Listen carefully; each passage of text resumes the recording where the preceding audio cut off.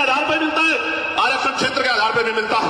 आप जाके देखो जम्मू कश्मीर में आरक्षण क्षेत्र के आधार पर मिलता है, आप जाके देखो हिमाचल में आरक्षण क्षेत्र के आधार पर मिलता है, आप जाके देखो उत्तराखंड में आरक्षण क्षेत्र के आधार पर मिलता है। कौन कहता है जाति के आधार पर मिलता है? आरक्षण उनको मिलता है जो पीछे रह गए हैं, जिनका प्रतिनिधित्व कम है। और इस देश का मैं गारंटी से कहता हूं, कास्ट सेंसस करा के आप लोग डेटा उठा के लाइए, आइए डिबेट कीजिए और बताइए आपकी संख्या कम है। मैं गारंटी देता हूं, मैं चंद्रशेखर आजाद जो लोकसभा का सदस्य है और आजाद समाज पार्टी अभिमान में कार्यकर्ता में वचन दे कहता हूं, अगर किसी विभाग में आपका आरक्षण कम हुआ, चाहे वो विधानसभा हो या लोकसभा हो या कोई भी विभाग हो, अगर आपका आरक्षण आपका प्रतिशत कम हुआ, मैं वचन देकर कहता हूं कि दलित पिछड़ों की लड़ाई को पीछे छोड़ के पहले आपकी लड़ाई लड़ने का काम करेंगे। इस बात का मैं आपको विश्वास दिलाता हूं। मैं संविधान को मानने वाला व्यक्ति हूं, न्यायप्रिय व्यक्ति हूं, इसलिए आपसे कह रहा हूं, तो मगर सच का सामना तो करना ही पड़ेगा। इस देश में अगर आरक्षण आया सबसे पहले तो 1902 में आया, जिसको छत्रपति साहू जी महाराज ने लागू किया, किसी और ने लागू नहीं किया।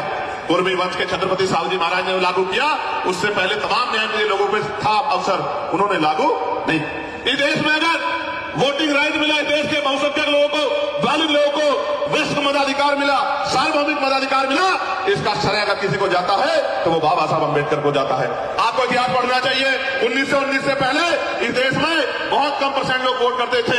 मोंटेगो चेम्फोर्ड सुधार समिति बनी और सुधार समिति ने नए पैमाने तय किए कि वोट देने का अधिकार उनको मिले जो जमींदार हैं, जो भूमि जिनके पास बड़ी संख्या में है, जो लगान देते हैं, जो टैक्स देते हैं, जो बहुत पढ़े लिखे हैं, जो पूंजीपति है, जिन पे व्यापार है।